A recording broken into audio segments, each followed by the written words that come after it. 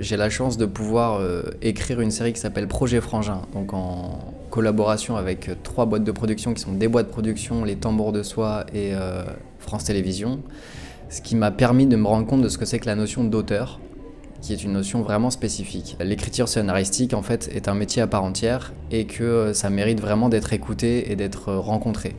Donc chaque projet qui s'écrit de manière autonome a pour but d'être vu à un moment donné. Donc nous, ce qu'on a pu avoir comme chance, c'est d'être justement écouté.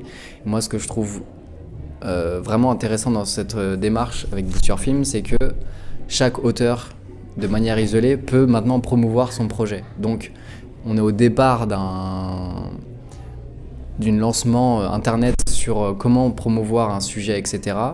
Mais c'est vraiment pour moi l'étape numéro 1 d'un auteur. Nous, on est en 2018, on est dans des méthodes de production inédites.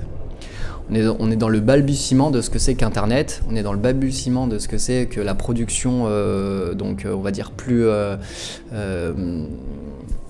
classique, et avec ce qui se passe maintenant, en fait, on est vraiment dans une espèce de brouhaha de comment on gère l'image Internet, comment on gère l'image cinématographique, comment on gère l'image télévisuelle.